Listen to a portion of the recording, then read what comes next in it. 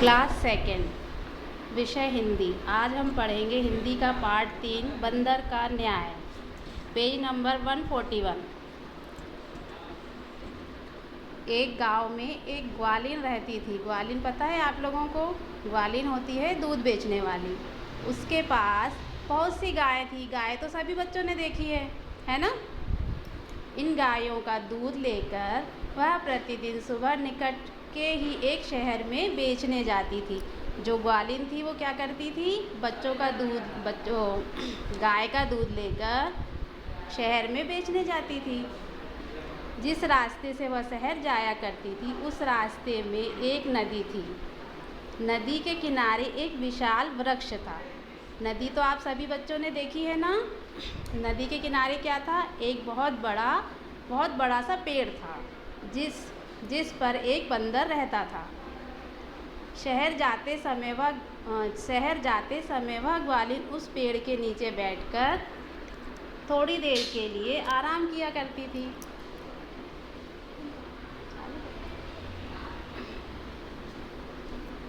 अवसर पाते ही वह नदी से पानी लेकर दूध में मिला दिया करती थी। इस तरह उसका दूध दोगुना हो जाता था और उसकी कमाई भी दोगुनी हो जाती थी। शहर से वापस आते समय वह उसी पेड़ के नीचे बैठकर कुछ देर आराम करती थी। दूध का दाम उसे हर महीने की पहली तारीख को मिलता था।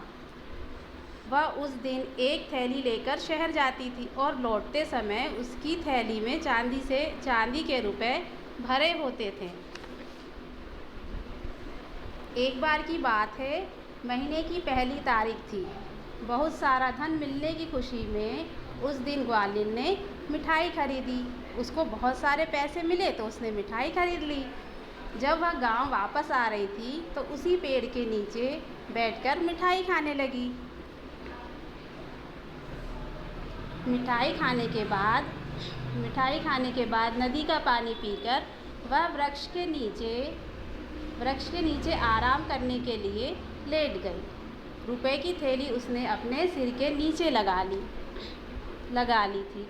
वृक्ष पर बैठा बंदर ललचाई नज़रों से ग्वालिन को मिठाई खाते हुए देख रहा था। मिठाई देखकर सभी बच्चों को लालच आती है ना? सभी बच्चे मिठाई खाते हैं, तो बंदर को भी लालच आ रही थी मिठाई देखकर। थकान के कारण ग्वालिन की आंख लग गई और वह गहरी नींद में सो गई। क्योंकि ग्वालिन बहुत थक गई थी दूध बेचकर, इसलिए उसे नींद आई तो वह पेड़ के नीचे ही सो गई। अवसर देखकर बंदर पेड़ से उतरा और मिठाई के लालच में वह ग्वालिन के रुपए वाली थैली उड़ाकर पेड़ पर चढ़ गया। जब ग्वालिन की आंखें खुली तो उसने देखा रुपए की थैली नदारद थी, मतलब गायब थी, है ना? अब गायब थी तो ग्वालिन बहुत जम से घबरा गई। अरे कहाँ गए मेरे इतने सारे रुपए रखे हुए थे, अब क्या होगा? जब वह घबराकर थैली को इधर उधर देखने लगी तभी उसकी नज़र पेड़ पर थैली लिए बैठे बंदर पर पड़ी। तब उसने क्या किया? ऊपर देखा तो ऊपर क्या देखा उसने? बंदर बैठा और बंदर के हाथ में उसके पैसों वाली थैली रखी हुई है।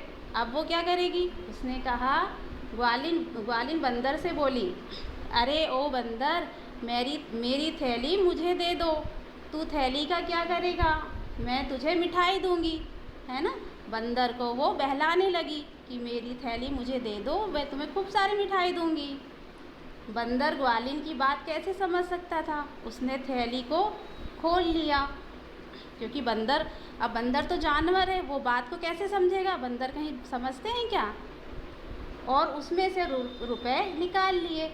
ग्वालिन गिड़गिड़ाकर बोली, मेरे रुपए मुझे दे दो, यह मेरी मेहनत की कमाई है। बंदर ने 1 रुपया फेंका, वह रुपया ग्वालिन के पास गिरा। ग्वालिन खुश होकर कहने लगी, शाबाश मेरे लाल, सारे रुपए इसी प्रकार नीचे डाल दो। ग्वालिन बड़ी खुश हो गई। उसने सोचा, अरे वाह, बंदर तो लग रहा है मेरी बात समझ रहा है, अब वो सारे रुपए मुझे दे देगा। लेकिन बंदर कोई कम चालाक होते? बंदर तो बहुत चालाक होते हैं। बंदर ने दूसरा रुपया फेंका। धप की आवाज़ के साथ रुपया नदी में समा गया। ग्वालिन बार बार बंदर से प्रार्थना करती रही, परंतु बंदर बारी बारी 1 रुपया नदी और 1 रुपया ज़मीन पर फेंकता गया। और इस प्रकार ग्वालिन की पानी की कमाई पानी में चली गई।